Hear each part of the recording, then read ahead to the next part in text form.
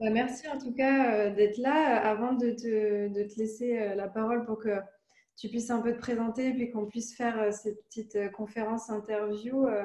Bon, même si du coup j'ai repéré que dans le lot, il y en avait quelques-unes qui nous connaissent parce qu'elles sont déjà adeptes de différentes choses qu'on fait. Euh, mais voilà, l'idée pour vous resituer un petit peu, on a eu l'élan avec Morgane de faire une conférence. Moi, j'avais envie de en fait, pouvoir aussi créer un espace pour qu'elle puisse raconter son histoire, son parcours. Elle a fait pas mal de choses qui l'ont menée là où elle est aujourd'hui. Elle a été dans un ashram pendant très longtemps. Tu as été en Patagonie, enfin, tu as fait plein de trucs. Et du coup, bah, vu que tu proposes aussi cette expérience d'ashram à Paris cet été, on a discuté l'autre jour et je me suis dit, bon, bah, ce serait peut-être chouette de créer un espace pour que tu puisses un peu parler de ça. Et puis en ce moment, on est aussi dans une période où ça bouge beaucoup, où la conscience, elle est un peu en train de s'éveiller, où les gens, ils ont envie de participer à ce mouvement de conscience, de changer, de mettre en place des choses au niveau individuel et collectif. Et on s'était dit que du coup, cette thématique autour de l'ashram, de l'évolution spirituelle, de l'intelligence collective, ça pourrait être l'occasion de pouvoir un peu mettre des mots sur tout ça. Donc, peut-être tu peux dire un peu en quelques minutes un petit peu bah, qui tu es, ce que tu fais, comme ça les gens puissent un peu te situer. Oui, avec plaisir. En fait, je dirige l'école de Culture Yoga, qui est une école qui trace les enseignements du yoga, du Tao et du chamanisme. Et toute cette école, en fait, ça a été une aventure un peu de toute une vie.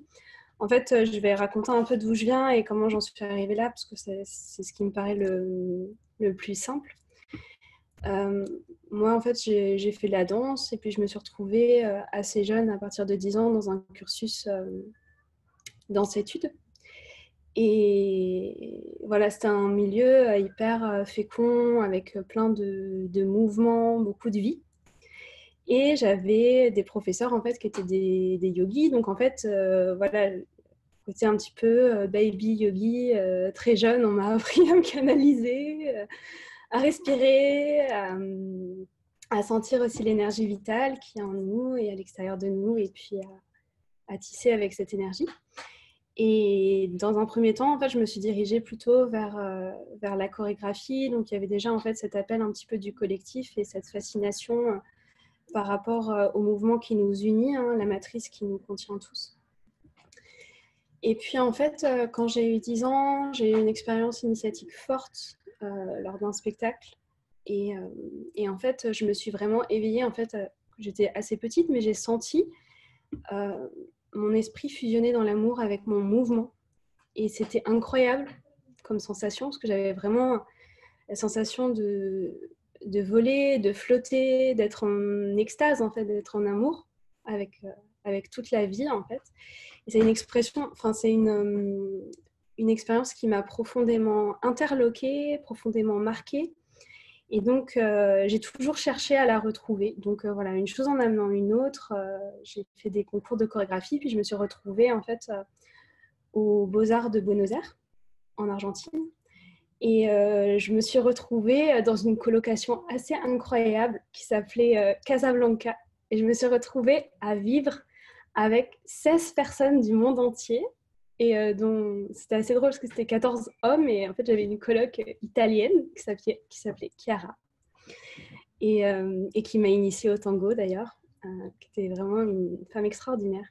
Et en fait, dans cette maison, il y avait un salon de danse au rez-de-chaussée et on vivait au-dessus. C'était une maison incroyable à 3 étages avec un grand jardin et tout. Et puis un jour, en fait, il y a les colocs qui me disent, écoute, on va recevoir une tribu Shipibo.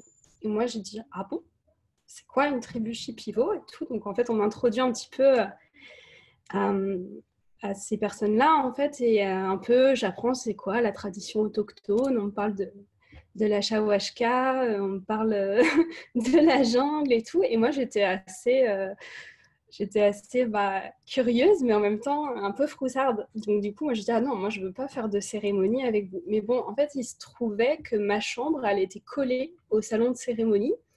Donc il y a eu en fait une première cérémonie le soir et j'ai été complètement baignée dans cette ambiance et baignée dans les chants. Et littéralement, en fait, dans ma chambre, je suis rentrée en transe. Mais en transe, voilà. Pendant toute la nuit. Et du coup, j'étais toute déboussolée. Hein. J'étais jeune, j'avais 19 ans. Et du coup, le lendemain, je vais voir la chamane qui était super mignonne, qui s'appelle Asantia. Et je me retrouve devant elle, tu sais, vraiment, c'est la tradition un petit peu maternelle autochtone. Donc, elle me nourrissait, elle me mettait des bananes dans la bouche et du poison. Elle me disait mange, mange, mange. Puis à un moment, elle me regarde d'un air espiègle et elle me dit tiens, toi, tu vas venir faire la cérémonie de ce soir. Et en fait, quand elle m'a dit ça, j'ai rigolé et j'ai dit oui. Voilà. Donc, je me suis retrouvée dans un salon de cérémonie d'Achawashka. Et à ce moment-là, en fait, c'était tellement nouveau, j'étais tellement pas en fait éduquée dans cette tradition-là que simplement j'ai eu un réflexe de me connecter à mon cœur et de demander en fait à mes guides, voilà, vraiment dans un espace réflexif, de demander s'il vous plaît, en fait, guidez-moi, protégez-moi. Et puis à un moment, j'ai rigolé, puis je leur ai dit bon montrez-moi d'où je viens. Et j'ai fait ma première cérémonie d'Achawashka, qui a été une expérience je pense, fondamentale en fait, dans ma vie et profondément transformatrice. Et en fait, dans cette cérémonie, j'ai vu d'où je venais, j'ai vu plein de mes incarnations et surtout, je me suis souvenue de pourquoi j'avais incarné cette fois-là et c'était quoi un petit peu les enjeux de mon âme sur cette incarnation-là. Donc, je dis souvent en fait que cette expérience, elle m'a brisé la tête un peu comme une noix de coco. En sortant de là, j'étais complètement perdue. C'était très difficile à décrire comme sentiment, puis je me sentais aussi très isolée parce que c'était difficile de partager ça en fait avec ma famille, avec mes amis. Il y avait peu de personnes qui pouvaient comprendre ce qui m'arrivait. Du coup, à ce moment-là, j'ai eu un instinct. Je me souviens d'être dans la salle de bain en train de me brosser les dents. Et à ce moment-là, je me dis, voilà, il faut que j'aille connecter avec la Pachamama, quoi. Enfin, je veux dire, je l'ai vue partout pendant ma cérémonie. Je ne sais pas qui elle est. Elle et moi, on ne se connaît pas. Moi, j'ai grandi à Paris. Je suis une urbaine. C'est rock the béton, quoi. Ça veut dire, j'ai grandi dans la danse. Ce n'était pas du tout mon univers. Du coup, en 3 jours, c'était pacté. J'ai tout emballé. Synchronicité. Je trouve en fait une sage-femme qui vivait là-bas dans la montagne qui me dit, oui, j'ai une petite cahute qui n'a pas d'eau, qui n'a pas d'électricité, mais viens. Voilà, viens. Je crois que je vais payer de loyer 15 € par mois, pour vous dire le dénuement. Et donc voilà, je suis arrivée là et en fait en Patagonie, j'ai commencé à assimiler l'expérience. Donc ça a été un temps de grande errance et de grande vacuité. Et c'est pour ça en fait que c'est important de considérer le chaos et de considérer la perdition dans le chemin spirituel. Parce qu'en fait, il y a beaucoup de choses qui se passent, mais on ne peut pas forcément les saisir intellectuellement en fait à ce moment-là. Donc je me suis retrouvée en fait en Patagonie, puis à ce moment-là, j'ai commencé à rentrer en état d'éros avec la nature et à rentrer vraiment en état de communication. Donc un canal chamanique s'est ouvert. Et puis en Patagonie, il y a plein de chamans, il y a plein de witch. Voilà, j'étais aussi confrontée à l'aspect réel de la vie, quoi, de la nature majestueuse. Et puis voilà, quand tout ça a commencé un peu à se déposer, je suis rentrée un petit peu dans le premier ashram que j'ai rencontré, qui s'appelait Casa Isis. Voilà, dans un village qui s'appelle El Bolson en Patagonie. Et voilà, j'ai rencontré, donc je suis vraiment rentrée, je pratiquais le yoga à Buenos Aires, de toute façon, je n'ai jamais arrêté de le pratiquer, mais je suis rentrée dans cette première expérience-là. Et en fait, c'était très fort pour moi parce que c'était du Kundalini, donc voilà, beaucoup de respiration et je trouvais ça très, très yang, mais c'était ma première expérience. Et puis, en fait, j'ai observé comment les peuples, enfin, comment la population s'organisait là-bas. Et c'était très différent de nos modes d'organisation ici, quoi. Ça veut dire que les femmes, elles se réunissaient à la nouvelle lune. La pleine lune, c'était les hommes et les femmes. On allait construire les maisons des uns et des autres à travers des lingas. Peut-être qu'il y en a qui connaissent ça. Et puis, voilà, tous au jardin à cultiver. On gardait les enfants des uns des autres. Moi, on m'a mis assez rapidement un prof et prof de danse pour les enfants de la communauté. Et puis finalement, je me suis retrouvée aussi un peu maîtresse d'école. J'ai soutenu dans des processus voilà, vraiment très puissants, quoi, des cercles de guérison. J'ai vu des accouchements. C'était comme une claque de vie, quoi. Et en fait, il y a un moment où j'ai senti que j'avais très envie de rester là, j'aurais pu rester là, vivre toute ma vie. Et puis, il y a eu un appel qui est plus fort, en fait, vraiment une soirée de transe avec des rêves qui m'a dit, il faut que tu retournes à Buenos Aires. Et donc, du coup, je suis retournée à Buenos Aires. Et là, je sentais que soit je trouvais un endroit où on m'éduquait, où on m'expliquait comment organiser toutes ces données en fait, qui m'avaient été données dans l'instant. Il fallait que je me structure, il fallait que je m'organise. Donc, j'ai commencé en fait à visiter différentes écoles de yoga. Donc, j'en ai rencontré 3, 4. Et puis, en fait, il y a un jour, il y a une école qui m'a appelée, mon cœur il s'est ouvert. Et quand j'ai passé la porte, je savais que j'étais arrivée au bon endroit, au bon moment. Et d'ailleurs, en fait, l'hôte de l'ashram m'a dit « Bienvenue chez toi ». Et je l'ai regardé dans les yeux et je lui ai dit « Oui, je sais, c'est ici, tout va bien, on est là ».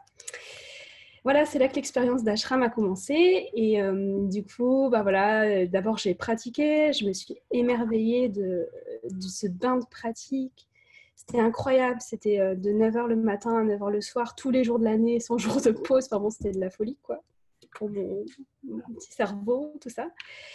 Et en fait, j'ai commencé à sentir le jeu des éléments dans mon corps, à sentir les transferts d'énergie à travers les pratiques, à être fascinée aussi par mes formateurs, parce que je les voyais, mais d'où est-ce qu'il sortait tout cet amour, d'où est-ce qu'il sortait toute cette lumière, et aussi par les jeux d'ombre qu'il peut y avoir aussi. J'étais là, oh là là, c'est quoi ça? Donc, c'était rigolo cette expérience ashram, parce que c'était tellement coloré, c'était tellement vivant et tellement initiatique aussi au niveau de la personnalité. Donc voilà, puis c'était un ashram où il y avait beaucoup de monde qui circulait, hein, il y avait 200, 300 personnes. Donc comme j'avais déjà un véhicule physique bien travaillé par la danse, très vite, en fait, je me suis vue proposer de devenir prof. Et ensuite, tout de suite en devenant prof, je me suis vue proposer de devenir formatrice. Et en fait, tout ça, ça s'est un petit peu enchaîné. Moi, je n'avais pas l'ambition d'avoir une école un jour. Et puis, en fait, à un moment, il y a eu une cérémonie où on m'a dit « Est-ce que tu veux devenir sannyasine ?» Et en fait, sannyasine, c'est « Est-ce que tu veux devenir moine ?» ou en fait, t'engager dans cette voie et formaliser ton engagement. Et en fait, à ce moment-là, c'était rigolo parce qu'il y avait plein de voix à l'intérieur de moi qui disaient « Non, je ne veux pas ça !» Et j'ai dit « Oui !» En fait. Donc, je me suis retrouvée dans une cérémonie assez initiatique, voilà, où j'ai été drapée, on m'a parfumée, voilà, j'ai reçu plein de mots sacrés, en fait, qui m'ont profondément imprégnée. Et en fait, dans cette cérémonie, on reçoit un dharma. Donc, un dharma, c'est on reçoit une mission ou un devoir. Et en fait, on ne peut pas vraiment le refuser, quoi. Quand on a pris l'engagement, en fait, voilà, on doit dire oui. Et en fait, je vois donc l'ashram Charya qui donne des dharmas aux uns aux autres. Et il arrive devant moi et il s'arrête. Et il me dit, toi, tu vas fonder une école à Paris. Et en fait, quand il m'a dit ça, j'étais là, quoi? J'avais 20 ans. Et j'ai dit, non, c'est pas possible. Il m'a dit, mais souviens-toi, tu peux pas refuser. Donc du coup, là, il y a une partie très tribale à l'intérieur de moi, très puissante, qui a dit « Allez, on y va, c'est parti ». Donc je ne savais pas du tout, en fait, où est-ce que ça allait me mener, mais j'avais la foi. En fait, j'avais une foi intense, j'avais une foi ardente. Je sentais une force motrice extraordinaire à l'intérieur de moi et j'avais aucune certitude, aucune visibilité sur ce qui allait se passer. Donc voilà, je suis après... Ça a duré quelques années. Et je me suis retrouvée à Paris, donc à 21 ans, et avec tout à faire depuis zéro, quoi. Donc, donc évidemment, en fait, dans un premier temps, j'étais vraiment supportée par l'école, hein, par l'ashram mère, et puis je suis devenue secrétaire de la Fédération internationale de yoga. Donc, c'était quelque chose d'assez structurant. Donc voilà, je me suis retrouvée baignée un petit peu dans ce milieu-là. Et puis finalement, en fait, il y a eu comme une grande distorsion en fait, qui a commencé à s'installer progressivement. Donc j'ai fondé l'école. C'était une école qui était affiliée à cette raid d'école qui était immense, qui est une raid mondiale. Et puis un jour, en fait, j'ai vu que les formateurs, en fait, certains des formateurs, ceux qui voyageaient en tous les cas dans les autres pays, je les trouvais pas alignés, je les trouvais pas justes, en fait, au niveau du principe d'amour, du principe de compassion. Donc en fait, à ce moment-là, donc j'avais 24 ans. J'ai décidé de retirer en fait l'école de la raid de l'ashram et je me suis dit bon bah voilà, si c'est mon destin, moi je suis le fruit du chamanisme parce que c'est ça qui m'a amené à une première forme d'éveil. Et j'ai toujours étudié le Tao dans l'ashram parce que l'un de mes formateurs était formateur en yoga et en Tao. Donc j'ai toujours été en contact avec ces médecines-là en fait.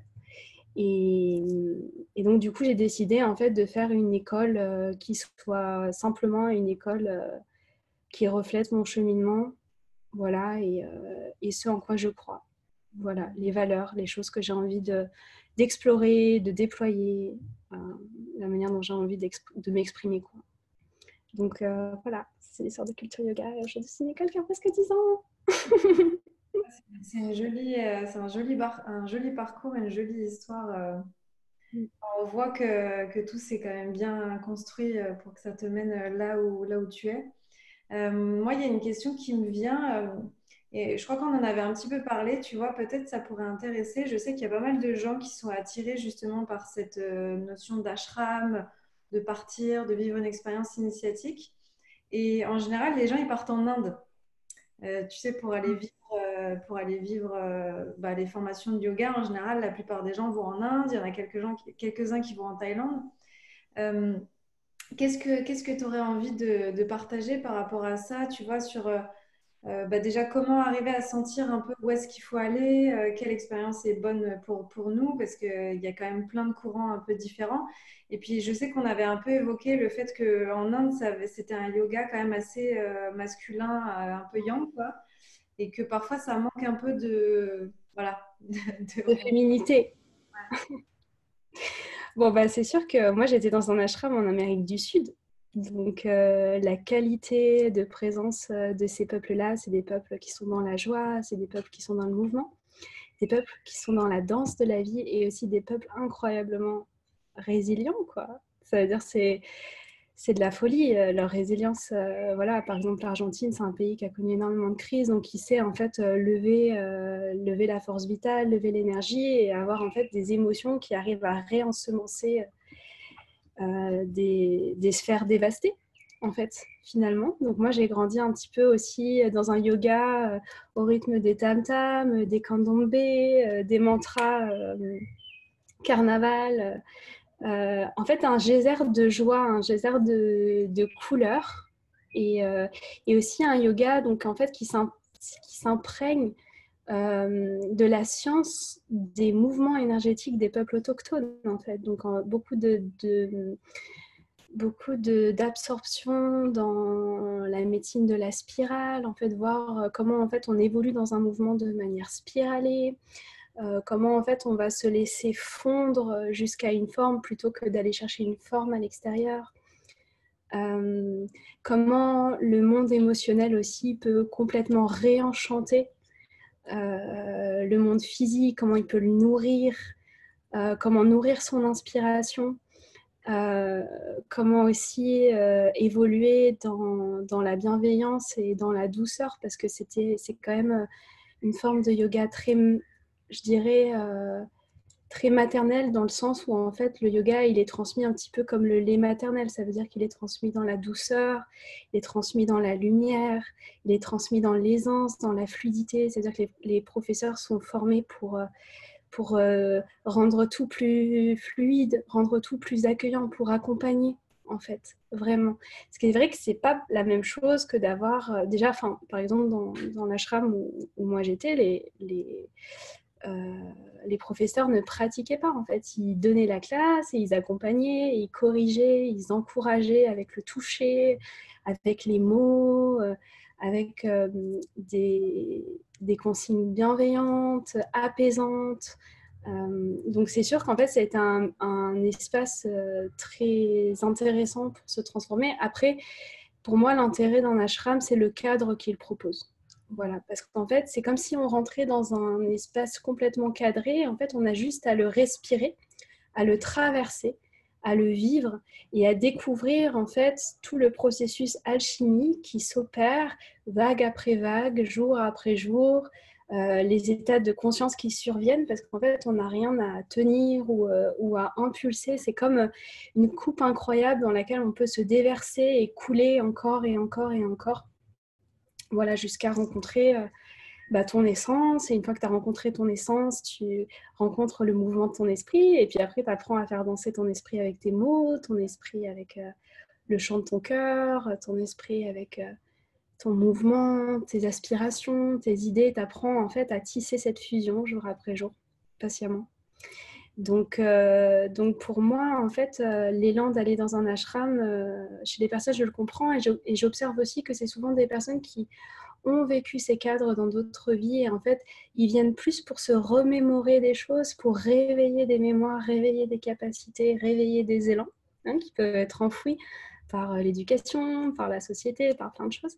Et en fait, ils y vont plutôt comme dans un espace révélateur. Mais en soi, ce qui produit l'alchimie au sein de l'ashram, c'est le fait de se laisser contacter par le cadre, d'être réceptif aux outils qu'on te propose, d'être dans cet état de fécondité intérieure où tu vas pouvoir te nourrir, recevoir, te laisser inonder en fait par le foyer collectif de l'énergie, parce que c'est pas la même chose en fait. Si tu prends un cheval qui court dans une plaine, c'est beau, c'est majestueux. Maintenant, imagine 100 chevaux qui courent dans une plaine, c'est-à-dire que c'est d'une rare puissance en fait, c'est d'une puissance majestueuse.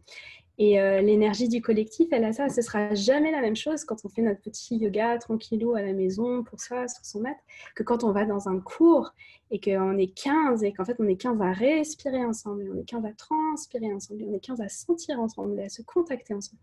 Il y a une énergie qui se dégage qui sera jamais la même.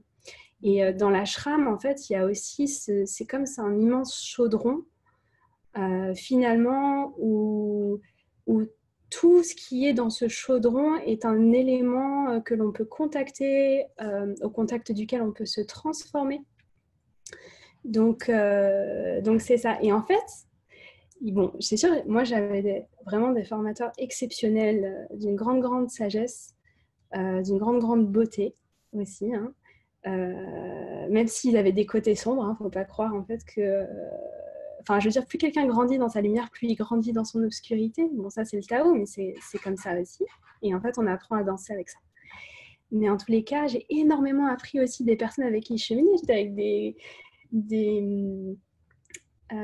élèves qui étaient de Corée, des États-Unis. J'ai appris de toutes les cultures. Et ça, c'était tellement des vagues de vie parce qu'en fait, il y avait la vie de l'ashram, mais il y avait quand on sortait de l'ashram, voilà, boire un thé, prendre un café ensemble et en fait, qu'on échangeait nos ressentis.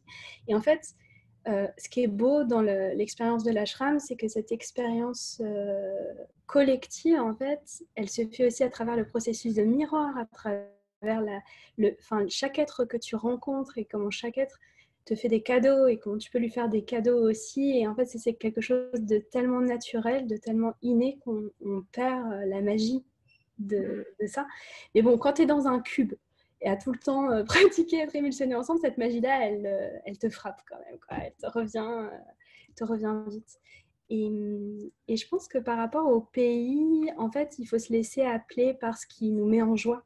S'il y a des personnes en fait que l'Inde ça inspire et voilà, qu'il y a un côté mystique qui les prend au cœur, qui les prend au corps, c'est fabuleux. Moi, je sais que je n'irai pas dans un ashram en Inde parce que c'est pas ma couleur. Voilà. En fait, malgré cette expérience d'ashram, moi, ce que je donnerais comme conseil, c'est qu'il faut, en fait, il faut se laisser imprégner par la beauté de l'instant, mais il ne faut pas se laisser subjuguer. Il faut pas rentrer dans l'illusion. Il faut garder une racine par rapport à soi, en fait, qui soit puissante. Il faut garder son instinct, savoir dire à quelle mesure, quand, comment, se repérer, cadrer par rapport à son monde intime, la nature de l'expérience, la temporalité de l'expérience. Par exemple, pour moi, c'était très clair que c'était un cheminement qui allait durer des années et j'étais totalement en accord avec ça. Après, il y avait des personnes qui venaient 1 mois, 2 mois, 3 mois, enfin, des personnes qui circulaient. Et en fait, c'est très juste de garder vraiment, de ne pas remettre son pouvoir personnel au formateur et de ne pas demander au formateur ah mais combien je reste, est-ce que je reste 1 mois, 2 mois. En fait le formateur il sait pas et il n'a pas en fait à prendre ce pouvoir là. Un bon formateur pour moi c'est celui qui va te renvoyer, qui va s'asseoir avec toi, qui va dire bon bah alors qu'est-ce que tu sens, qu'est-ce que tu perçois, comment c'est pour toi, quand tu dis que tu vas rester 1 mois, comment ça résonne dans ton cœur, comment ça résonne dans ton corps, quand tu dis que tu vas rester, voilà, je sais pas, des années. Moi, tu me dis, à l'idée de rester là vraiment sur de longues durées, j'ai étincelé, quoi. Je me sentais briller de mille feux, c'était limpide. Et en fait, il faut être avec des personnes qui puissent te renvoyer à tes ressentis, qui puissent t'aider à cultiver des repères dans ton ressenti. Parce qu'en fait, il n'y a que toi qui as les clés de ton chemin. Et même si tu as des guides, ils ne doivent pas prendre pouvoir en fait, sur ton destin. Et c'est aussi, c'est 50-50. C'est à l'autre de ne pas prendre pouvoir et c'est à toi aussi de ne pas chercher à être influencé parce que tu manques de confiance en toi. Hmm. Après, ce qui émerge aussi de tout ce que tu dis, et c'est aussi peut-être pour ça qu'on s'était dit que l'intelligence, enfin les transformations collectives, ça joue, parce que c'est vrai qu'au final, on n'est pas forcément obligé de partir à l'autre bout du monde pour faire des formations, pour se former, se transformer. Mais par contre, la chose sur laquelle on se rejoint, et je crois qu'on est d'accord, et c'est pour ça qu'on fait des trucs ensemble aussi, c'est que le collectif est le berceau des cercles, des retraites avec plusieurs personnes. C'est vrai que ça crée des espèces de transformations incroyables parce que, comme tu dis, peut-être que ça crée un cadre sécurisant où on peut complètement s'abandonner. Enfin, moi, en tout cas, je sais que c'est ça. À chaque fois que je fais des retraites ou des stages, il y a un truc où je me laisse complètement porter, chose que je ne fais pas du tout en temps normal. Et du coup, ça crée comme une espèce de mouvement, comme tu dis, où il y a plein de personnes qui travaillent un peu dans le même sens, avec un peu des intentions communes. Et effectivement, peut-être qu'on n'est pas obligé de faire ça à l'autre bout du monde et de partir. Mais par contre, le berceau du collectif et l'aspect ashram, entre guillemets, où on est tous ensemble dans un berceau commun, à avoir des intentions communes, à travailler sur nous, avec cette présence de miroir, etc. C'est vrai que ça reste quand même beaucoup plus puissant, en tout cas, je trouve, que de faire le chemin tout seul, en fait. Quand tu es avec plein de gens, c'est clair que ça crée une espèce de flow énergétique dynamique qui est assez incroyable. Ouais, pour moi, en fait, la clé, c'est de travailler son rapport au sacré. Ça veut dire qu'un cercle de 5 femmes, c'est un ashram. Une famille, c'est un ashram. Un couple, c'est un ashram. Ça veut dire que, en fait, ce qui est appelé un petit peu ashram, c'est effectivement c'est cette notion de chaudron et c'est cette notion de berceau. Après, je vois qu'il y a Jessica qui dit je suis mère, j'habite en banlieue de Paris et je n'ai pas envie de partir loin pour avoir des formations. Et ben du coup, en fait, moi, Jessica, si j'étais toi, en fait, j'entrerais en lien, en communication avec l'univers et je lui dirais ça, tout simplement. Je lui dirais j'ai envie de trouver une formation qui soit celle qui me convient le mieux sur tous les plans et en fait qui respecte mon besoin de rester ici, mon besoin de tisser ici, mon besoin en fait de m'épanouir ici, d'éclore ici. Et en fait, l'univers, il amène plein d'opportunités. Enfin voilà, par exemple, nous, avec Culture Yoga et avec son collectif, on crée un ashram à Paris et c'est un ashram en fait éphémère, mais on le fait aussi pour ça. Parce qu'en fait, voilà, c'est juste la création d'une opportunité, la création d'un cadre pour ceux qui ont envie d'embarquer dans cette caravane-là à un moment T.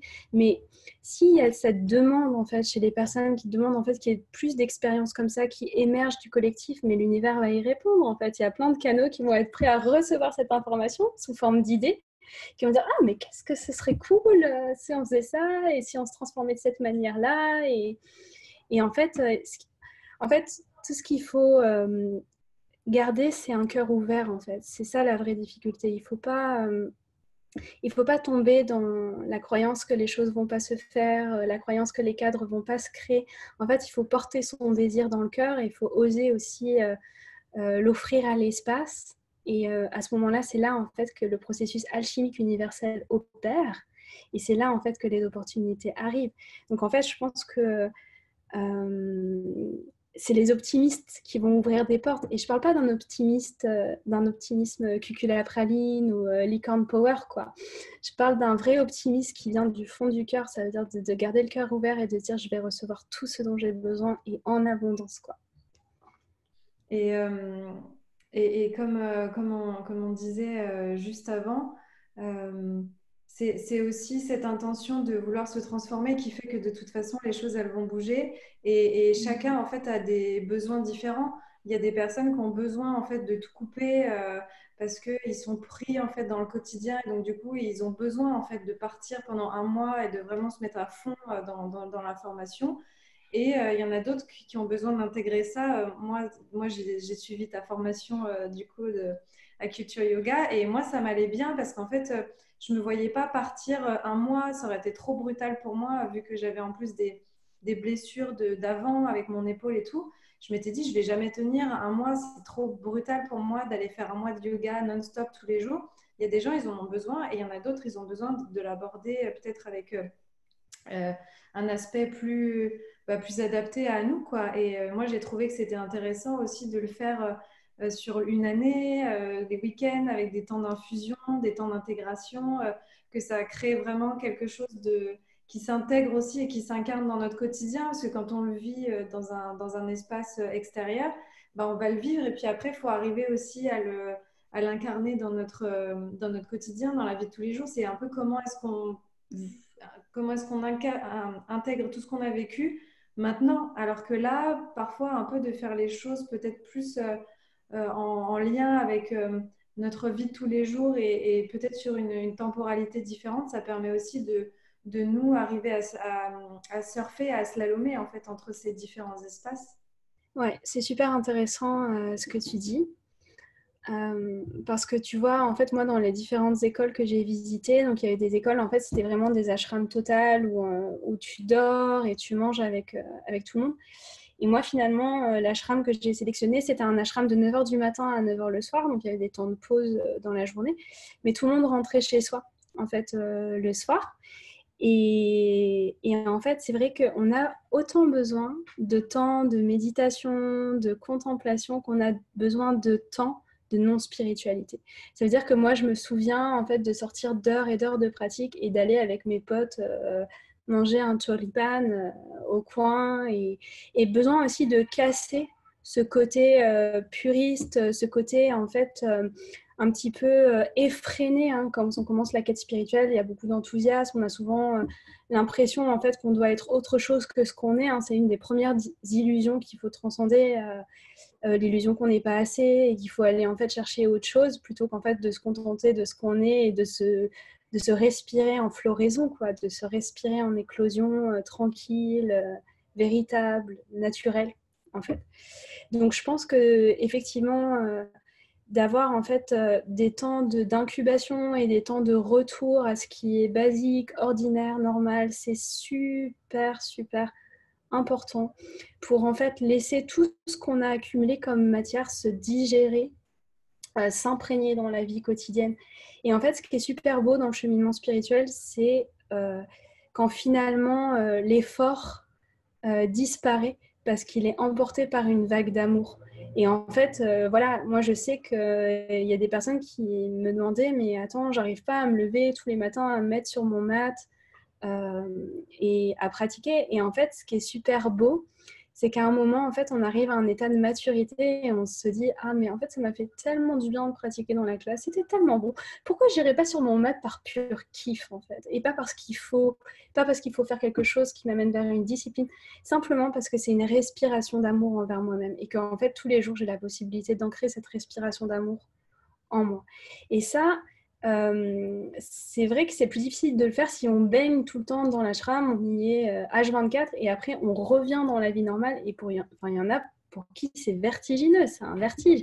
Ils passent un peu de quelque chose d'auréolé, de toujours nourri spirituellement à en fait la vraie vie, quoi. La vie, elle est magnifique et elle est féroce aussi. Voilà, et en fait, voir en fait comment tu arrives à amener ta lumière dans cette férocité, comment tu arrives à t'adapter, comment tu arrives à t'immiscer, comment tu arrives à rayonner et à disparaître aussi au sein de ce mouvement. Du coup, c'est super important important de vraiment, en fait, si tu pratiques spirituellement, d'avoir des temps, en fait, où tu fais rien, quoi. Tu te poses et tu manges tes pâtes devant Netflix, quoi. Et t'essayes pas, en fait, de changer le monde et t'essayes pas de te changer, en fait. T'es juste avec toi-même et t'es bien, tout simplement. D'avoir ces temps ordinaires. Et ça, moi, je trouve que c'est trop beau parce qu'en fait, c'est vrai qu'on doit cultiver notre essence, notre feu, notre lumière, mais on doit aussi cultiver notre terre, notre humanité.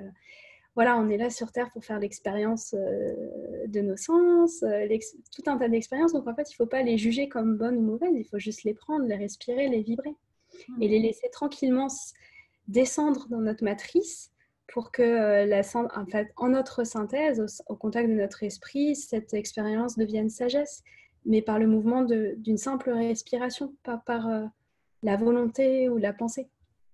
Voilà. Et ça, c'est une alchimie qui s'opère rapidement quand elle n'est pas désirée, en fait. Comme on dit, hein, quand on désire atteindre un point, bon, bah, on peut l'atteindre par la force, et des fois, quand on ne désire pas atteindre un point, bah, on s'y retrouve, quoi. C'est comme... c'est des voies différentes, mais c'est super important, effectivement, de bien se connaître, de bien sentir ce qu'on veut et de bien choisir son cadre. Il faut qu'il y ait une résonance à plusieurs niveaux. Il faut que les formateurs te plaisent, t'inspirent, te nourrissent. Il faut que le cadre posé te plaise, l'enseignement t'attire. Il faut que tout s'établisse dans une juste mesure par rapport à toi. Et si tu ne te connais pas, bah, tu vas devoir aussi expérimenter des choses et dire « Ah bah ça c'est bien, ça me convient. Et ça, en fait, non, je me rends compte que ça ne me convient pas, c'est trop. » Donc voilà. Il ne faut pas avoir peur d'expérimenter, de se frotter aussi, quoi. De se frotter à la vie. Et ce que tu dis, ça me fait penser à pas mal d'instants où tu nous avais partagé aussi, euh, que ce soit dans la formation ou dans des trucs que j'ai fait avec toi. À chaque fois, moi, ça me parlait beaucoup et ça résonnait parce qu'on a tendance un peu à oublier que justement, on est humain. Et c'est vrai que quand on commence à cheminer spirituellement, il y a un peu l'archétype de l'ange ou de celui qui a envie de se percher ou qui a envie d'être que dans l'éveil ou qui a envie d'être que dans la lumière. Et je crois que c'est un truc qu'on partage parce qu'il y a ce côté scorpion où nous, on aime bien aller dans, dans la grotte. Mais c'est vrai que c'est important et on n'en parle pas beaucoup. Et les gens se sentent souvent un petit peu désemparés parce qu'ils se mettent sur une quête de chemin spirituel, d'éveil, de pouvoir enfin atteindre cet espace où il n'y a plus de problème, où on est en paix, où il n'y a que de la lumière et que du beau. Et en fait, on a tendance à oublier de se rappeler qu'en fait, comme tu dis, plus il y a de la lumière, plus il y a de l'ombre. Et c'est pas parce qu'on est sur cette quête-là de paix intérieure et de sérénité qu'il n'y a pas des moments et des temps en fait où notre humanité elle nous rattrape. Et au final, c'est aussi ces temps-là qui font que c'est une forme de richesse. Ça vient nous montrer en fait ce qui est à travailler et ça nous montre un petit peu le chemin qui nous reste à faire. Et c'est vrai qu'on a tendance parfois à presque vouloir le mettre un peu de côté, à être que dans une forme de pureté et de travail et de rigueur. Et après, il y a une espèce d'égo spirituel qui se développe. Notre juge intérieur, déjà que le juge intérieur de base, il est bien. Le juge intérieur spirituel, je crois qu'il n'y a rien de pire. C'est vraiment, mais pourquoi tu réfléchis comme ça? Tu es spirituel, tu devrais pouvoir y arriver, machin. Et ça, c'est vrai que j'aime bien quand on l'aborde parce que ça permet un peu de déconstruire quoi, cette espèce d'idéal qu'on a autour de la quête spirituelle. Ouais, bien sûr. C'est tellement, c'est tellement touchant, hein, cette partie-là, moi, je trouve. C'est vrai qu'en fait, ben, c'est un peu lié aussi à notre culture. Ça veut dire, dans notre culture, il y avait des saints, il y avait des grands mystiques, en fait. Donc, en fait, c'est comment j'arrête d'être moi pour devenir l'autre. Comment j'arrête d'être moi pour devenir ce que je projette, pour devenir mon idéal. Et en fait, dans l'école, on appelle ça le complexe de la licorne. Pourquoi ? Parce que parce qu'en fait, imaginez, donc là, vous avez Ajna. Ok. Et donc, Ajna, il s'insère à l'intérieur du crâne, hein, évidemment. Il descend jusqu'à l'arrière dans un autre petit point énergétique qui s'appelle Bindu. Et en fait, il se projette aussi devant. Et en fait, la pointe de la licorne, en fait, la pointe d'Ajna, c'est notre idéal. Et donc, en fait, le cheminement spirituel peut se transformer en une quête de l'idéal, en fait. Et une quête de l'idéal, ça peut nous amener à rejeter ce qui est là et rejeter la grâce, la fécondité et les cadeaux de tout ce qui est là sans effort. De tout ce qui existe et ce qui pulse quand on n'est pas dans la démarche de et quand on n'est pas dans le sureffort, en fait. Donc, c'est important de laisser en fait des élans profonds jaillir. Par exemple, on peut avoir un élan, j'ai envie de développer ma créativité, mais de s'établir dans le mystère, de dire en fait, moi, en train de développer ma créativité, je ne sais pas ce que ça donne. Et en fait, je vais le découvrir. Et en fait, c'est un grand mystère.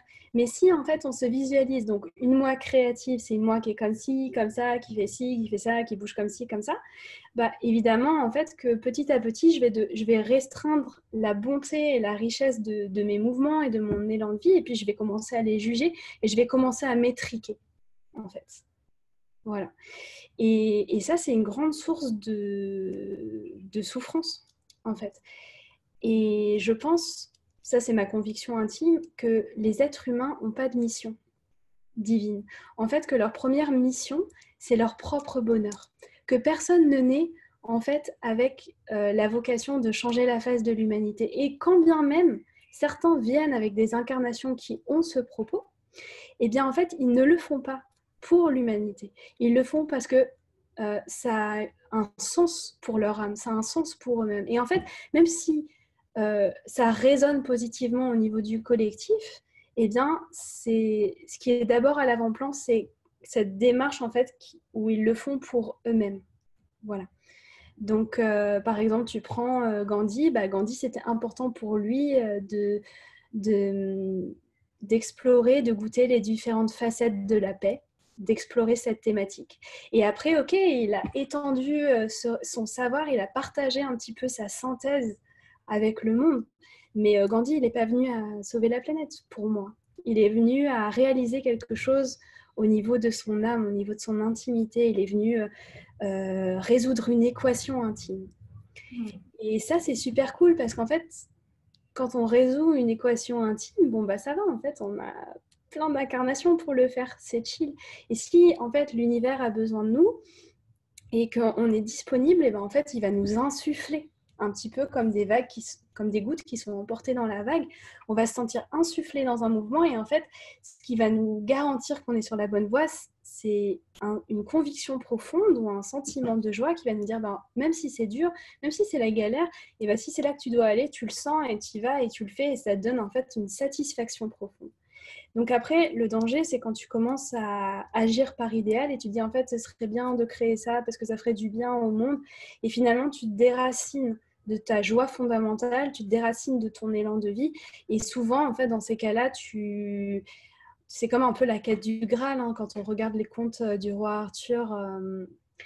En fait, les chevaliers, ils partent dans cette quête et en fait, ils meurent d'épuisement, ils sont désertés et le seul en fait qui arrive à trouver le Graal, au moment où il le touche, il est électrocuté par le divin et il meurt. Super.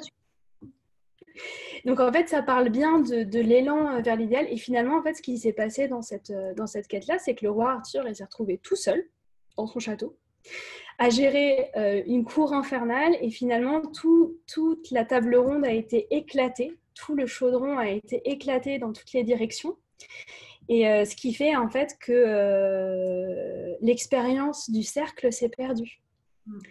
Donc voilà, je pense qu'il y a un bon équilibre à trouver entre cet élan intérieur qui déploie une motrice et aussi Santosha, la satisfaction de ce qui est là, de ce que l'on est, le plaisir d'être caressé par la vie et aussi d'accueillir progressivement les défis qui sont les nôtres et de voir en fait comment la pielle, quoi, comment on réagit par rapport au contact de toutes ces expériences qui nous arrivent et comment ces expériences vont nous transformer en fait. Parce qu'évidemment, si ta vision intérieure, si ton idéal il prend trop de place, tu laisses aucune place pour ce que la vie t'apporte. Tu laisses aucune place pour les cadeaux. Et tu laisses aucune place pour devenir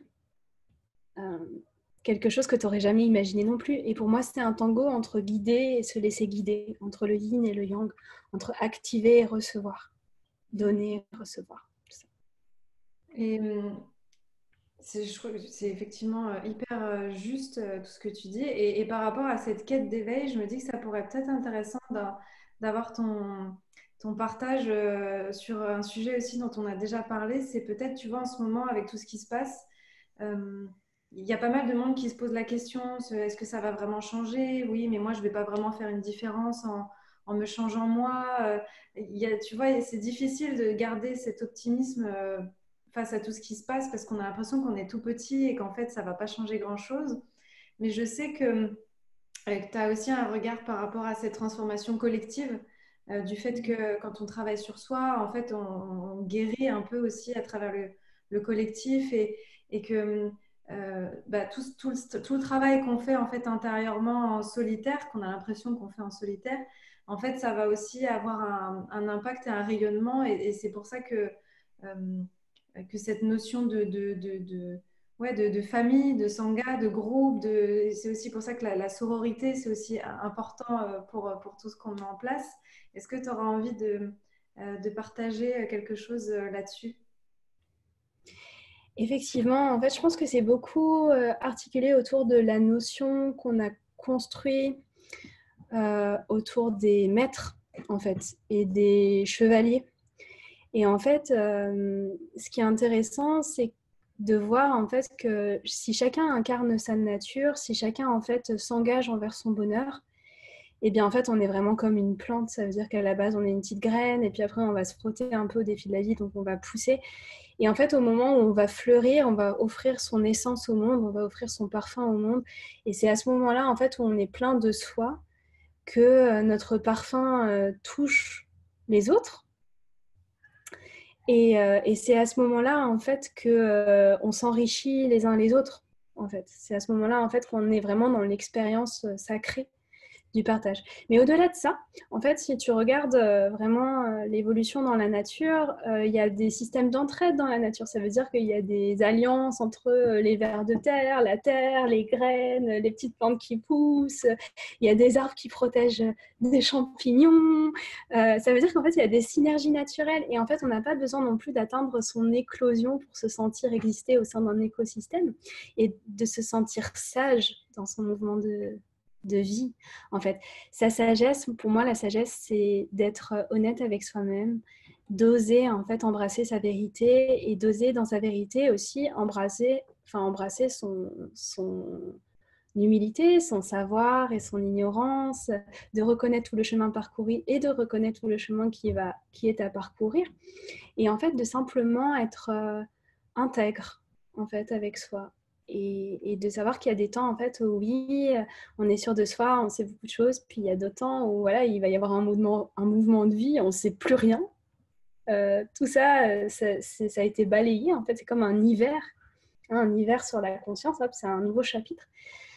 Donc en fait, simplement, quand on garde cette intention, cette persévérance, d'être fidèle à soi-même, de continuer à illuminer son chemin, de faire face à ces défis, à ces difficultés, pour moi, c'est déjà en fait une maîtrise en devenir.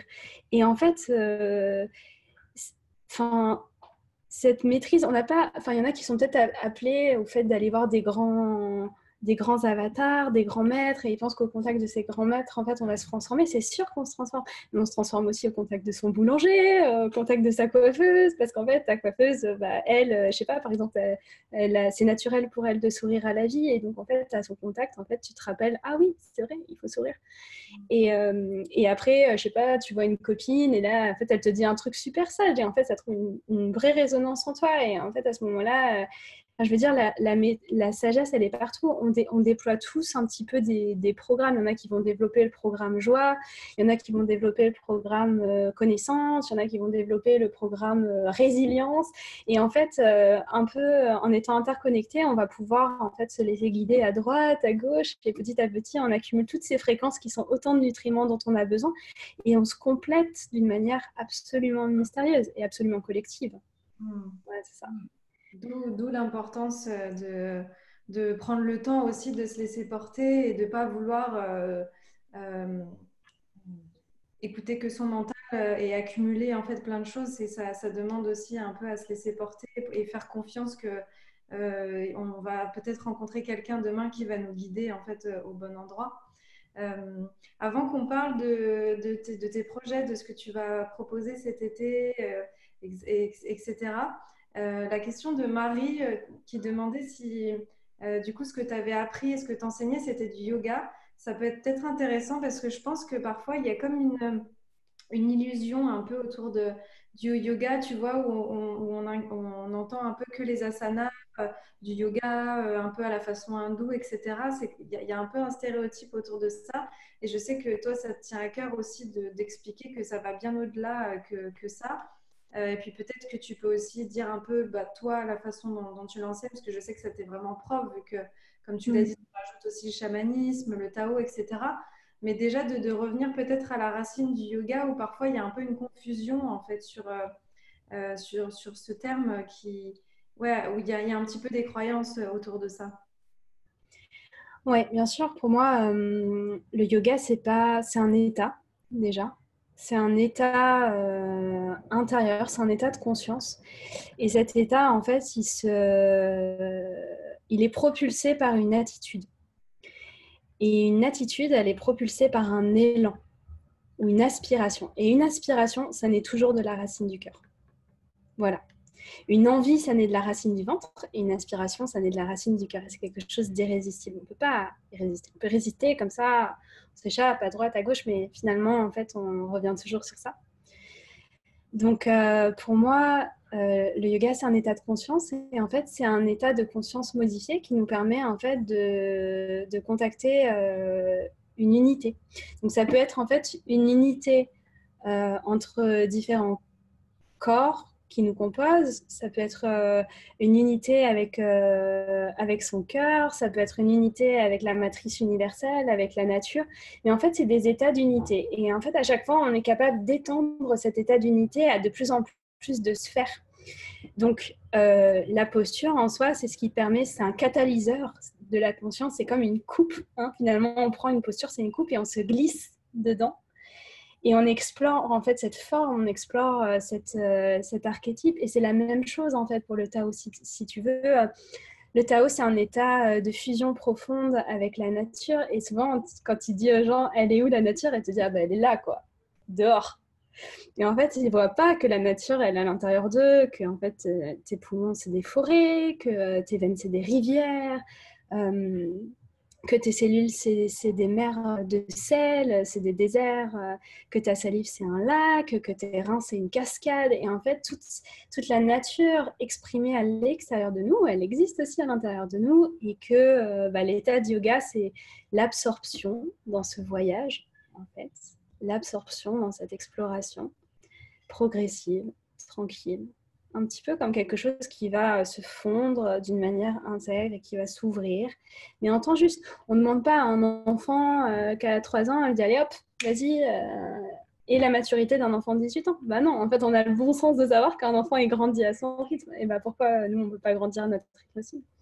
C'est-à-dire qu'il y a quelque chose qui va éclore en temps juste au rythme de nos saisons à l'intérieur de nous. Et en fait, Juste le cadre du yoga, l'outil du yoga, c'est un outil en fait où on a différents arts, différentes portes qui nous permettent, dans un cadre sécuritaire, de s'expandre aussi, avec soit la limite du corps, soit des outils qui proposent des limites psychiques ou un contenant en fait dans lequel on va pouvoir se laisser glisser et goûter, explorer, expérimenter. Oui, parce que du coup, il y a des personnes, tu vois, qui vont dire ah, le yoga, c'est pas pour moi, de toute façon, ça me gonfle, j'ai déjà essayé. Et c'est vrai que parfois, ça pourrait être intéressant d'essayer de diffuser un peu plus ce message qu'en fait, le yoga, c'est pas juste un cours de hatha yoga, quoi. Autant moi, j'adore faire le yin, par exemple, où on se dépose, où on est complètement à l'abandon. Autant ça va être chanter des mantras, ça va être la dévotion à travers le bhakti yoga, ça peut être, enfin, il y a plein de, il y a, comme tu dis, c'est une posture, c'est une attitude, c'est une façon de penser, c'est une façon de fonctionner, c'est la connexion au corps, la connexion aux émotions et du coup, moi, c'est vrai qu'à force, parfois, ça me chagrine en fait quand j'entends, ah oui, mais moi, le yoga, c'est pas pour moi, parce qu'en fait, euh, je pense pas qu'on puisse vraiment dire ça, parce qu'en fait, le yoga, c'est une porte qu'on peut emprunter à travers tellement de voix différentes que je pense qu'il y en a forcément une qui nous convient en fait en fonction de nos besoins. Ouais, aussi, si tu veux regarder un circuit différent, en fait, tu peux dire que le yoga, c'est une intention. Et ensuite, c'est une concentration. Ça veut dire c'est une concentration de la conscience sur un sujet, un objet. Et en fait, une fois qu'il y a la concentration suffisamment sur l'objet ou le sujet, il y a la fusion ou l'infusion qui se crée. Ça veut dire la pénétration de l'esprit avec l'objet. Et en fait, c'est là où on a l'expérience vive d'une posture, d'un chant, d'un son, d'une respiration, d'un mouvement. Et quand on rentre en fait dans cette expérience vive, cette expérience, ça devient un trésor à l'intérieur de nous qui va descendre, descendre, descendre, descendre jusque dans notre noyau. Et en fait, notre esprit va en faire la synthèse. Et c'est le terreau de notre propre sagesse. Donc en fait, il y a plein de yogis qui ne savent pas qu'ils font du yoga. Parce qu'en fait, ils sont déjà dans ce mouvement-là. À partir du moment en fait, où tu laisses une qualité d'écoute intérieure émerger, où tu ressens une aspiration, que tu décides de la recevoir, de la mettre en vie, et donc tu vas la mettre en intention. Après, tu vas te concentrer sur cette intention, tu vas la féconder avec ta présence. Et là, en fait, tu vas grandir dans cet axe. Et ça, c'est du yoga. Mm. Et tu Voilà. vois, comme le fait de parfois se dire qu'en fait on a l'impression qu'on ne fait pas du yoga et en fait on fait du yoga, la question, euh, la dernière question, je ne vois pas le prénom en entier, mais tu vois, la personne nous mentionne que parfois il y a une posture qui demande de la souplesse ou des contorsions et que c'est pas facile de se détacher du côté désagréable que ça peut produire et que ça lui occupe plus l'esprit que ce que ce serait censé supposer.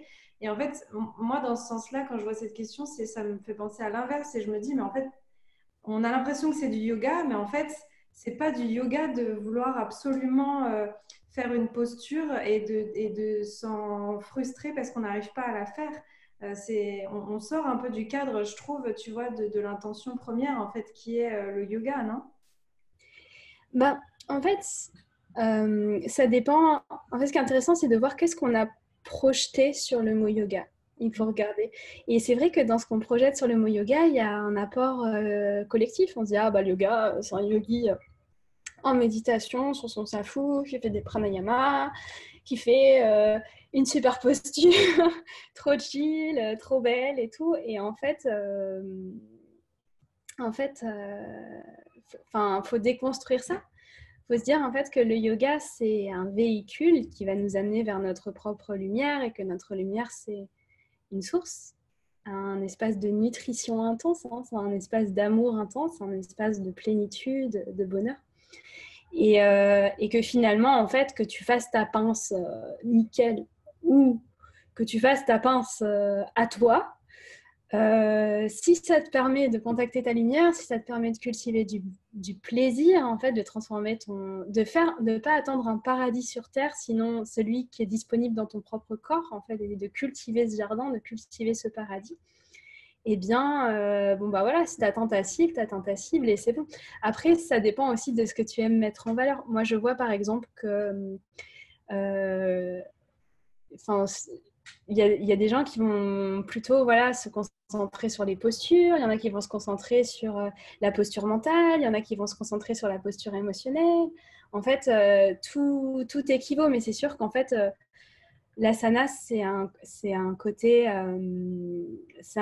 comme plus tangible, plus évident pour l'essence. En fait, on ne sait pas quand quelqu'un est en état de yoga au niveau émotionnel ou dans une quête intérieure au niveau psychique. Par exemple, quand quelqu'un essaye d'annihiler ses pensées négatives, bah, c'est déjà une démarche de grand yogi, quoi. C'est déjà, une croissance. Donc c'est sûr, voilà, après à chacun de questionner qu'est-ce qu'il met derrière ça. En tous les cas, le yoga, définitivement, c'est pas uniquement des postures. Ce serait que le petit ongle de l'orteil, du petit orteil. Mais Dans c'est l'océan possible. certainement, encore une fois, comme on disait tout à l'heure, une question de cadre, de besoin et de ce qui nous convient en fait. Parce que parfois, on s'acharne à faire quelque chose et en fait, peut-être ça ne nous convient pas, peut-être il faut adapter la posture, peut-être il faut changer de cours, peut-être il faut changer de prof, peut-être il faut changer de technique. Ouais, effectivement, en fait, il faut prendre un peu le yoga comme une chanson, quoi. Ça veut dire que il y a des cours qui vont nous plaire et il y a des cours qui vont pas nous parler. Et en fait, il faut vraiment s'écouter, hein, comme quand ça nous tente de manger de la fraise ou ça nous tente de manger de la carotte. Voilà, en fait, il faut vraiment s'écouter. Quand on trouve un espace de yoga qui nous plaît, un professeur qui nous plaît, bah déjà, la première chose, c'est d'entrer en gratitude, hein, de considérer que c'est précieux, en fait, d'avoir un cadre qui nous parle et qui nous ressource et qui nous plaît sur plusieurs aspects. Donc, effectivement, en fait, il faut aller vers ça, mais c'est sûr qu'en fait, si on essaye le yoga une fois et qu'on dit que le cours qu'on a essayé définit tout l'arbre du yoga, bah là c'est sûr qu'en fait, c'est un peu dommage. Mais souvent, en fait, quand l'élan de pratiquer est fort, bah, en général, les gens ils vont tester un cours et puis après, ils vont en tester un autre. Puis, à un moment, en fait, dans leur élan de vie, ils vont rencontrer en fait ce qui leur convient, ce qui leur plaît. Et c'est super important, en fait. C'est super important de prendre son pied. C'est super important. Ça veut dire que si vous allez dans une classe de yoga pour souffrir, enfin, je veux dire, c'est pas la bonne démarche. En fait, ce qui est bon dans une classe de yoga, c'est d'expérimenter le dépassement aussi, de se frotter, voilà, à la limite du corps, que ton tendon, il te dit non, si tu veux faire un grand écart, que ton corps, il te répond. Par exemple, tu fais une classe super dynamique, le lendemain, tu as des courbatures, et ben, tu dis, ah non, j'ai des courbatures. Mais attends, c'est super, tu as établi un dialogue avec ton corps. Il te dit, oulala, c'était dur hier. Donc, en fait, de rentrer dans la beauté de cet échange aussi, et de ne pas forcément poser une exigence. Hein. Souvent, bah voilà, en fait, c'est important de se sentir dans sa classe de yoga comme on se sent dans un foyer, comme on se sent dans un jardin, comme on se sent dans un espace de bien-être. Et il faut trouver, effectivement, les formes d'enseignement qui nous plaisent et aussi les personnes avec qui pratiquer qui nous plaisent. Il faut que la salle, elle nous plaise. Il faut que les musiques, elles nous plaisent. Voilà, il faut que ce soit une séduction d'un univers. Hein. Un professeur de yoga, c'est ça qu'il amène. Il amène un univers et il faut voir si cet univers, il nous plaît. Et même si cet univers, il nous plaît pendant un temps, il peut nous plaire pendant un temps et après on a besoin d'autre chose. Et ça ne veut pas dire que le professeur est mauvais, en fait. C'est juste que voilà, à ce moment-là, on avait besoin de ça et qu'après, voilà, on a envie d'autre chose. Comme par exemple, quand c'est le temps des cerises, on mange de la cerise et après, à un autre moment, je sais pas, c'est le temps d'autre chose, quoi. Ouais, et c'est un peu, en fait, un peu comme les relations, quoi. C'est qu'à un moment donné, parfois, on est avec quelqu'un parce que ça a besoin de nous faire travailler un aspect de nous, de faire émerger quelque chose. Bah là, c'est pareil, on va être en lien avec un prof ou avec une technique. Et puis, à un moment donné, quand on voit que ça correspond plus ou qu'on a assez cheminé, on va avoir envie de changer. Et je trouve que c'est pour ça aussi que c'est difficile quand on nous demande bah, des formations ou des ashrams ou des noms ou des choses un peu concrètes parce que vu que moi je le vois un peu justement comme cette relation, je me dis c'est comme si quelqu'un me demandait tu connais pas quelqu'un avec qui je peux me mettre en relation pour travailler ça? Tu vois, c'est un peu particulier, ça fait tellement partie du chemin en fait initiatique personnel.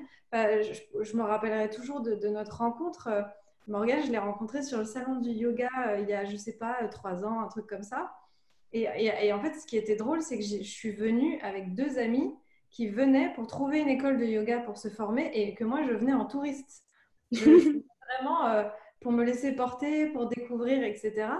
Et en fait, j'ai une copine qui m'a dit, ah, va voir là-bas, il y a un stand avec des dauphins de la Sauge, tu vas adorer. Ah, quoi? Et je suis arrivée sur ton stand et je t'ai vue. Et il y a un truc à l'intérieur de moi qui s'est dit, bah vas-y, j'ai sorti mon chéquier en l'espace de 5 minutes, j'ai passé à l'intérieur de moi. Et, et je me suis inscrite. Et puis après, ça a été le début de la suite. Mais c'est pour ça que c'est tellement important de dire à chaque fois aux gens de s'écouter, de se laisser porter, parce que ça fait partie d'un chemin tellement important, en fait. Euh, les espaces où on va confier notre confiance, où on va confier un peu notre cœur, quoi. On ouvre un espace intime de transformation et du coup, c'est difficile de savoir pour quelqu'un qu'est-ce qui va être bon ou pas parce que c'est tellement intime et profond Il faut que... essayer, il faut persévérer, je pense. Quand on n'a pas trouvé, ça va venir. C'est comme avec les thérapeutes, c'est comme avec tout. En fait, à un moment, en fait, on va trouver la personne qui a des clés pour nous. Et même si cette personne a des clés, il faudra faire l'effort de tendre la main pour les saisir. Il faudra oser les activer. Donc en fait, effectivement, je pense qu'il faut vraiment laisser aussi l'alchimie opérer. Quand on est avec les bonnes personnes au bon moment, on le sait, on le sent et c'est kiffant. Donc en fait, il faut écouter ça et se faire plus confiance au niveau du kiff. Mais c'est pas évident parce qu'en fait, ça parle aussi de la confiance qu'on a en soi-même et de la confiance qu'on a tissée avec ses ressentis. Et en fait, quand on n'a pas confiance en soi, c'est très beau aussi parce qu'en fait, c'est tout un chemin où finalement on va construire cette confiance étape par étape, où l'univers va nous confirmer qu'en fait on aurait dû s'écouter et ça aussi c'est chouette. En fait, moi je pense qu'une des premières choses à déconstruire c'est la peur de se tromper. Voilà. Moi j'ai vécu des expériences horribles avec le yoga aussi, donc voilà, je vous disais quand j'avais 24 ans, voilà, certains formateurs se sont transformés en véritables gourous. Ils ont fait vraiment des trucs horribles, quoi. Ça veut dire les pires trucs, trafic d'argent, problème avec le sexe, le pouvoir et tout. Enfin, c'était Koh-Lanta, quoi. Et non, mais vraiment, c'était fou. Et en fait, l'élan de vie et l'amour du yoga était plus fort et du coup malgré ça en fait j'ai continué à me tourner vers des formateurs. Moi, j'étais un peu plus méfiante après. Moi j'ai fait beaucoup de formations, je me suis formée en somato, je me suis formée au Raja Yoga, de yoga thérapie. J'ai fait vraiment beaucoup de... J'ai fait presque 12 ans de formation continue en fait.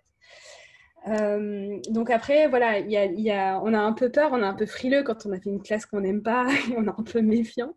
Mais l'univers met toujours des personnes sur notre chemin qui nous réouvrent le cœur et qui nous redonnent envie et qui nous insufflent aussi l'audace de continuer, en fait, de persévérer. Donc c'est ça qu'il faut nourrir.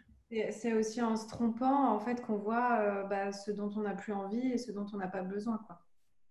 Ouais, exact. Il faut vraiment se faire confiance et s'écouter. Et si on n'a pas confiance en soi, commencer à travailler à qu'est-ce que c'est avoir confiance en soi et commencer à déployer ça. Et en fait, à partir du moment où on a décidé aujourd'hui, je commence à déployer ma confiance en moi, et bah, jour après jour, il y a des petits cadeaux qui arrivent et ça se construit doucement et ça s'épanouit. Et justement, pour travailler cette confiance, j'en viens à te questionner un peu sur ce que tu vas faire cet été, alors, pour que tu puisses un peu nous en parler. Morgane, elle crée un ashram en plein Paris pendant 2 semaines pour pouvoir offrir un berceau de transformation et d'exploration aux personnes qui auront envie de plonger de façon intensive à l'intérieur d'eux. Donc, j'ai vu le programme, ça a l'air assez incroyable. Est-ce que tu veux un petit peu parler de ton intention et puis de ce qui va s'y jouer? Ouais, bah alors pour commencer, en fait, je te dirais que ça, c'était vraiment un rêve que je m'étais dit, bon, je vais faire ça dans 5 6 ans. C'est vraiment un truc que je laissais grandir doucement, avec beaucoup de temps, beaucoup d'espace, beaucoup de lenteur. Et puis, il y a eu le confinement. Et du coup, il y a eu toutes les sensations du confinement qui ont commencé à arriver. Puis, il y a vraiment des ressentis intenses, de se sentir en fait concentré dans un espace. Moi, je suis confinée à Paris, dans un appartement qui est chill, mais il est quand même petit. Donc, en fait, toute cette concentration, comme en fait la sensation d'aller dans une grotte. Et dans le Tao, on t'enseigne que c'est très important d'explorer une configuration et son contraire, une posture et sa contre-posture. Donc, en fait, en étant dans ma grotte, comme ça, je me suis dit, mais en fait, c'est quoi la contre-posture? Et en fait, la contre-posture, je me suis dit, bah, c'est le contraire, en fait. C'est l'éclatement, l'abondance de relations, l'abondance de couleurs. C'est un peu le banquet de Shiva. C'est le multiple, c'est tous les possibles. C'est l'inverse de la concentration, en fait. C'est vraiment la grande expansion, le grand dépassement et le grand éclatement. Et en fait, un matin, donc voilà, en faisant ma méditation, ça y est, je me suis pluguée et en fait, je me dis qu'est-ce qui serait vraiment juste pour toi en fait d'articuler en ce moment. Et ben, je me suis dit, bah en fait, là, si je devais mettre fin à mon confinement, qu'est-ce que je ferais? Bah, j'irais dans un ashram. Alors après, je me suis dit, bon, aller dans un ashram, c'est bien, tu l'as déjà fait plein de fois, donc je me suis dit, en fait, tu sais que c'est possible de faire un ashram parce que ton école, elle a 10 ans, parce qu'il y a plein de professeurs qui sont formés, des professeurs qui sont bons, qui sont généreux, qui sont beaux, en fait, qui ont une belle lumière. Et en fait, voilà, si tu avais un peu d'audace, eh ben, tu sortirais cette carte et tu dirais, voilà, moi, je fais ça, je propose un ashram éphémère parce qu'en fait, j'ai la structure qui permet de le faire, j'ai les ressources humaines qui me permettent de le faire. Créer un ashram, ça se fait pas tout seul. On est une équipe de 12, pour vous dire.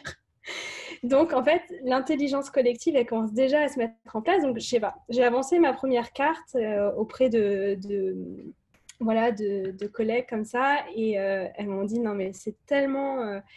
ça donne tellement envie, c'est tellement juste. En fait, on a tellement besoin de ça, rien que pour nous, au-delà des personnes qui voudraient vivre ce temps avec nous. Rien que nous, ça va tellement nous nourrir. On en a tellement besoin, on a tellement envie, en fait, même en s'adaptant en fait aux mesures d'hygiène, d'être résilient, en fait, de s'y adapter tranquillement et de continuer en fait aussi à être en lien, même si on ne doit pas être collés les uns contre les autres, de continuer à se transformer ensemble, de continuer à faire grandir le feu de l'énergie ensemble. Donc voilà, et puis en fait, une chose en amenant une autre, je me suis ouverte à cette idée et en fait, voilà, par jeu de synchronicité, tout a commencé à se câbler à droite, à gauche, ça a commencé à vibrer, une super belle vibration. Et puis, en fait, on a commencé à réfléchir en groupe à comment on rêvait cet ashram. Et en fait, on avait une vision une vision hyper unifiée. On voyait quelque chose de léger, centré sur la joie, centré sur le bonheur d'être aussi ensemble dans l'état de partage, en même temps avec vraiment du savoir-faire. Le yoga intégral, c'est quelque chose de pointu, c'est un savoir, mais qui est accessible aussi à des personnes qui débutent. Et puis, on a imaginé, en fait, dans cette expérience, qui est vraiment tous les profils, quoi. On voudrait que des gens qui ne se mettraient jamais ensemble soient réunis un petit peu dans cette coupe. Et en fait, ce qui nous éveille, ce qui nous a fait pétiller, c'est une expérience humaine, en fait. C'est de voir, en fait, un flot d'humains comme un banc de dauphins ou un banc d'oies sauvages qui volent ensemble, en fait, de sentir des personnes qui se réunissent pour respirer ensemble, pour cultiver la joie ensemble, pour cultiver l'amour ensemble, d'abord pour se nourrir soi, pour le rayonner en groupe et pour offrir en fait cette jolie lumière aussi au monde, tout simplement. La lumière qu'on dégage quand on est ensemble. Quand on danse ensemble, c'est jamais la même chose que quand on danse tout seul, c'est ce que je disais tout à l'heure. Donc voilà, ce projet, il est né comme ça. Et évidemment, moi je dirige une école, donc c'est quand même quelque chose. Quand tu es formateur, il y a l'aspect de l'aspiration, puis il y a aussi tout l'aspect technique et tout l'aspect de la connaissance qui commence à se distiller en fait dans ce projet. Moi, j'ai vécu en ashram et j'ai été formatrice en ashram, donc je sais en fait comment ça se structure au niveau de l'énergie, je sais comment ça circule. Et aussi le fait de vivre en ville, je me mets bien, je suis dans les baskets d'une citoyenne, donc je sais en fait le citoyen, qu'est-ce qui vit en fait, quel est l'ashram dont il a besoin. Donc en fait, on est parti sur un ashram urbain, où en fait on a complètement ouvert les horaires, donc ça commence à 7h et ça finit, pareil, à 21h. Il y a des classes en fait toute la journée, puis il y a différentes propositions, ça veut dire que tu peux prendre un peu le immersif road, quoi, où en fait tu prends le whole pack et tu as accès à toutes les classes, tu peux tout essayer, tu peux tout goûter. Et puis, tu as aussi d'autres petits chemins qui ont été créés. Donc, tu peux venir pratiquer le matin, tu peux venir pratiquer le soir. Et voilà, c'est un espace, c'est un espace de réunion, c'est un espace de pratique. Et en fait, on s'est dit, on ne voulait pas que ce soit quelque chose de l'ordre de vraiment la structure, l'apprentissage, l'approfondissement. En fait, on est déjà suffisamment agi par le confinement, on travaille suffisamment fort sur nous-mêmes. On est à l'orée d'un nouveau monde. C'est tellement exigeant déjà intérieurement ce qui se passe au niveau de notre cœur, au niveau de notre pensée, au niveau de notre résilience, de notre adaptation. Le travail spirituel, il est déjà tellement actif que nous, on s'est dit, on va créer des pratiques qui soient axées vraiment sur le bien-être, sur le plaisir, sur l'épanouissement, sur la légèreté, sur la joie.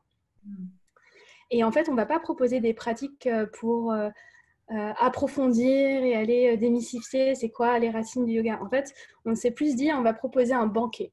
Voilà, un banquet avec plein de pratiques différentes pour simplement permettre aux personnes d'expérimenter et de dire ça j'aime pas, ça me parle, ça me parle pas. Et en fait, de leur donner aussi une voie d'expression à travers des cercles de parole pour pouvoir dire ah bah là je me repère, en fait ça j'ai vraiment adoré, ça me parle pas du tout. Donc en fait vraiment c'est créé pour les personnes déjà qui ont envie de vivre une expérience collective, hein. Et puis les personnes qui ont aussi envie de se nourrir. Et c'est sûr que quand tu vas dans un ashram, en fait, tu rentres dans une machine à laver. Donc, en fait, chaque classe de yoga, c'est comme un cycle de machine à laver. Donc, évidemment, quand le pull il sort de la machine à laver, et ben, il n'est plus le même, en fait. Il a changé en fait, de texture, il a changé de forme, il a changé de vie, il a changé d'histoire.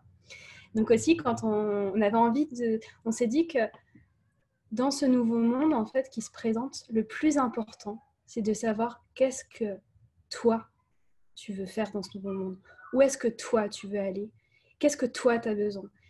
Où est ton désir? Quel rôle tu vas jouer pour toi-même et pas pour le monde? Et ça, c'est difficile. Et par contre, quand tu vas dans un ashram pour ne penser qu'à toi et te laisser transformer en fait, par des pratiques et réfléchir à ce sujet-là, bah, c'est aussi plus facile de déterminer où tu es, qui tu es et qu'est-ce que tu veux, finalement, en fait. Et une fois que tu as ça, et ben, tu es riche.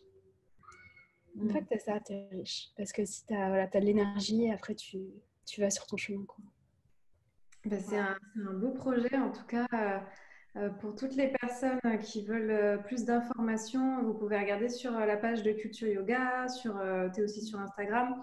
Moi, je vais mettre de toute façon cette conférence sur YouTube et on mettra le lien aussi en dessous pour que les gens puissent avoir l'info. Donc, n'hésitez pas à aller regarder. Tu as mis tout le programme sur le site qui est très riche.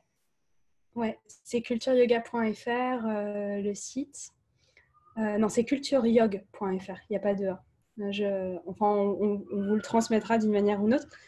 Et ça s'appelle Paris Ashram Experience. Voilà, et ça dure 2 semaines. 100 jours off. C'est 2 semaines continues. Voilà. Et on est une équipe qui nourrit, ensemence ce berceau. Et voilà, pour nous, c'est un projet très vivant, très poétique. Ça développe aussi le savoir-être ensemble.